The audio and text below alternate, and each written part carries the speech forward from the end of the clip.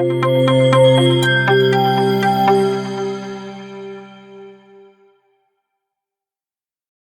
got a near perfect 10 on the severity scale today. A file system flaw that essentially gives attackers the keys to the kingdom. And it's hitting right as we're seeing a new wave of AI-targeted exfiltration techniques. I'm Morgan. That's Alex. Let's break it down. All right, let's start with the big one. CVE 2026-22907. This is a critical vulnerability with a CVSS score of 9.9. The core issue is that an attacker can gain unauthorized access to the host file system. Wait, 9.9? That's about as high as it gets without being a literal "the world is ending" scenario. If they have access to the host file system, they aren't just looking at files, right? They're modifying system data. Exactly. It's the read and modify part that's the killer. If you can modify system data on the host, you can essentially persist, escalate privileges, or just gut the entire environment. It's a total compromise of the host's integrity. It reminds me of those container escape vulnerabilities we saw last year, where once you're out of the sandbox, the whole server is yours.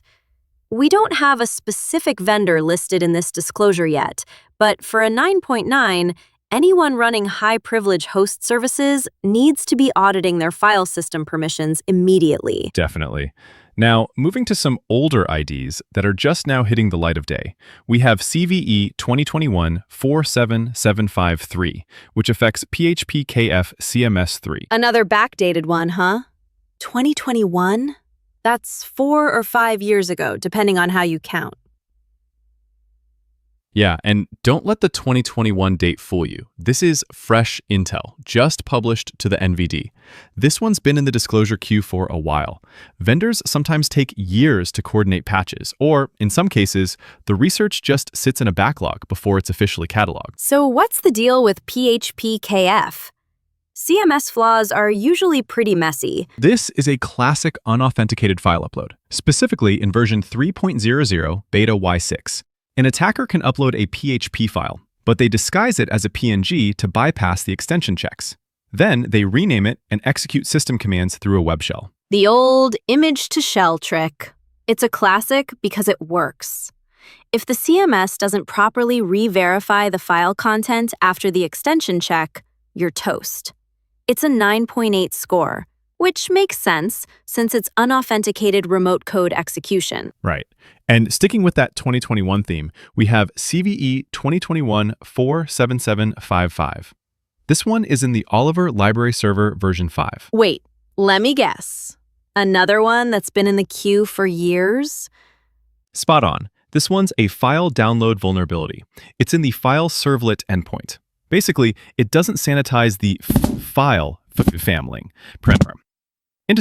It doesn't sanitize the file servlet pair. Basically, it doesn't sanitize the file salmon ligament.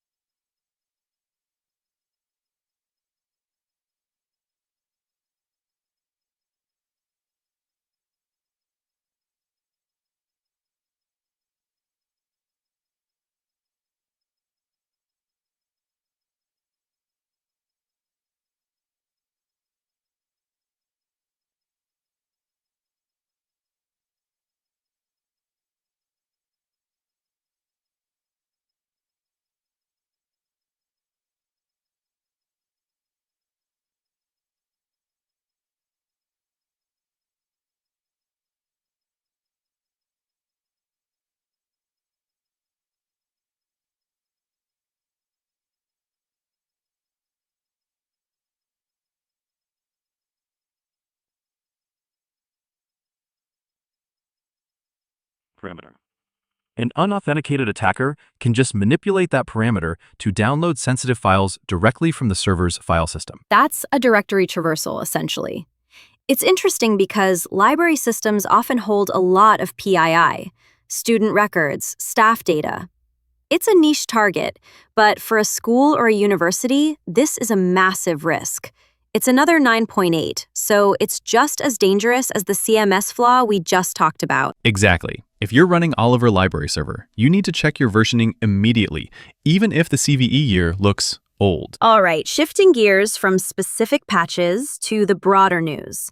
I saw a headline this morning that's going to make anyone wearing wireless earbuds a bit paranoid.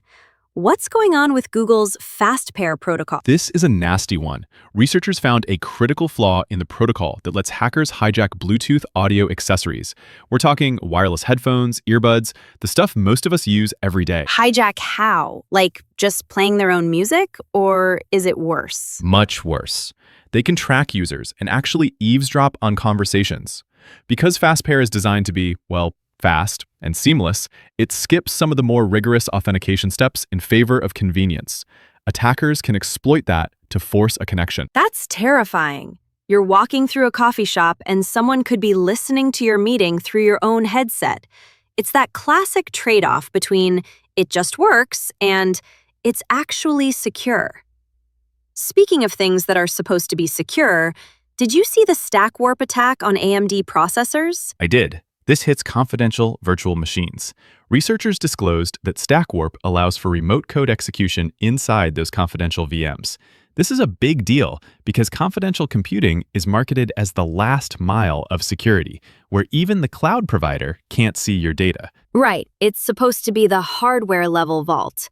If you can get RCE inside a confidential VM, the whole value proposition of that tech starts to crumble. It's another reminder that hardware secured doesn't mean impenetrable. And while we're on the topic of high-end tech, Microsoft had a busy day with Copilot.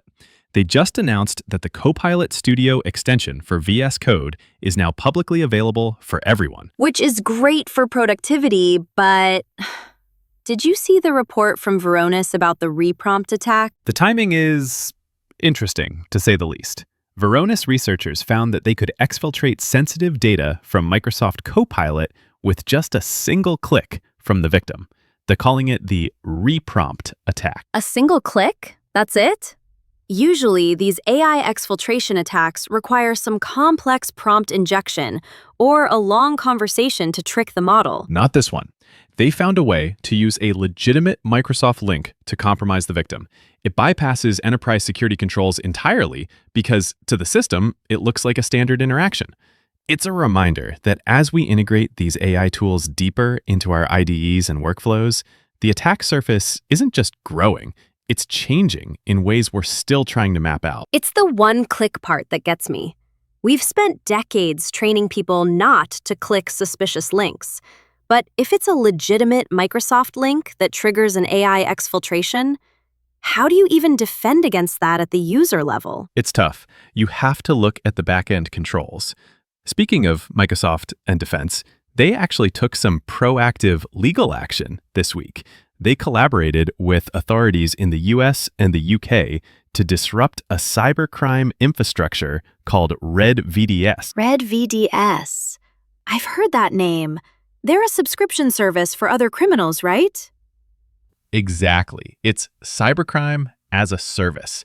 They provided the infrastructure used for massive online fraud operations. We're talking millions in losses. Microsoft's legal team managed to get authorization to confiscate the malicious infrastructure. I love a good infrastructure takedown. It doesn't stop the people, but it makes their business a lot more expensive to run. It's a nice win, especially when we're usually talking about how the bad guys are winning. True. Though on the regulatory side, Google is feeling some pain. They just agreed to pay $8.25 million to settle a class action lawsuit over children's privacy. $8.25 million? For Google, that's basically a rounding error, but the claims are serious. They were allegedly collecting data from devices belonging to kids under 13 without proper consent. Right, and it's part of a larger trend. Regulators are finally putting some teeth into these privacy laws, especially when it comes to minors. It's not just about the fine, it's about the forced changes to how they handle that data going forward. All right, so to wrap us up, we've got a critical 9.9 in CVE 2026-22907 that needs immediate attention if you're managing host file systems. We've got those old but new 2021 flaws in phpKF CMS and Oliver Library Server that prove your patch cycle is never truly done. And on the news front, keep an eye on your Bluetooth settings and be very, very careful with what you click, even if it looks like a safe Microsoft link for Copilot. The reprompt attack is a real wake-up call for AI security. Your daily AI-powered security briefing. If this saved you time, subscribe.